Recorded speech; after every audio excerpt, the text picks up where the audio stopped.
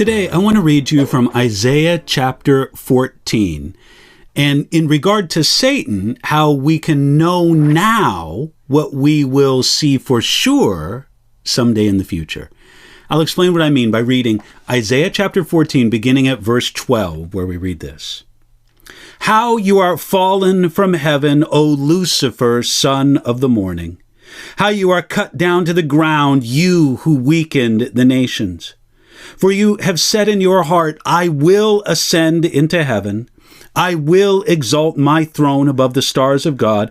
I will also sit on the mount of the congregation on the farthest sides of the north.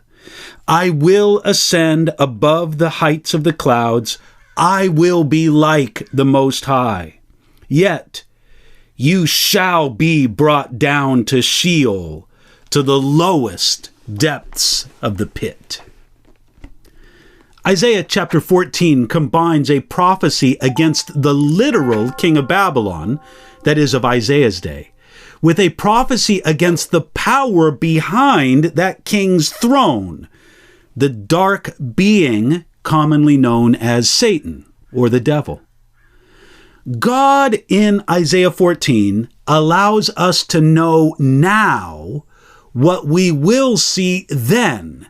He allows us to know the ultimate fate of the world system and of Satan, and God allows it to affect our thinking and actions now. You see, Isaiah identified the real king of Babylon by saying, how you are fallen from heaven, O Lucifer, son of the morning.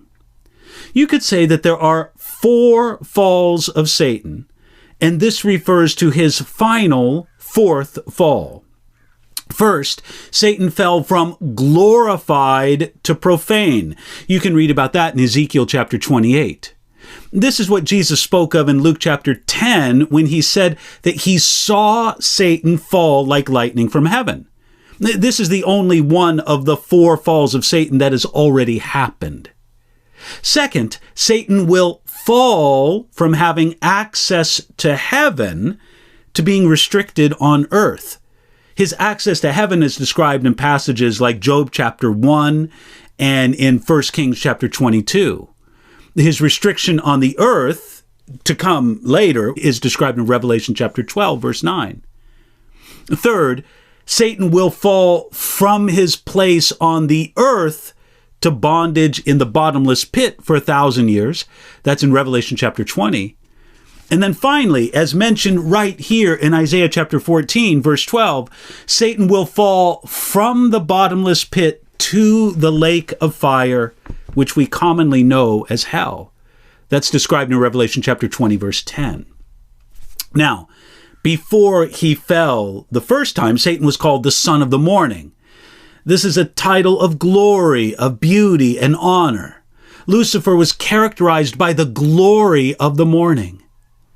Consider that Jesus himself is called the bright and morning star in Revelation chapter 22.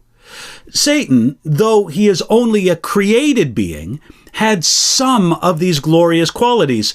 2 Corinthians chapter 11 tells us that Satan himself transforms himself into an angel of light, and by that he deceives many.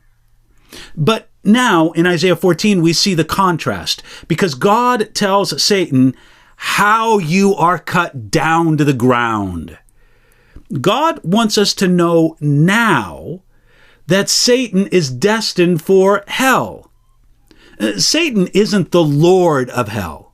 He's going to go to hell as a victim, as the ultimate prisoner in the dungeon of darkness, and hell will be happy to receive him this way. That's spoken of earlier in Isaiah chapter 14. Satan's end will be disgusting and degrading. We often forget Satan's destiny, and we inflate his status and his importance. We can wrongly think of him as the opposite of God, as if God were light and Satan were darkness. No, Satan wishes he was the opposite of God, but he is a mere creature. So today, you can know now about Satan's destiny and judgment, about what everyone will know on the day to come that he's the ultimate loser. And that should give us all the more confidence in our God, confidence that we can lay hold of today.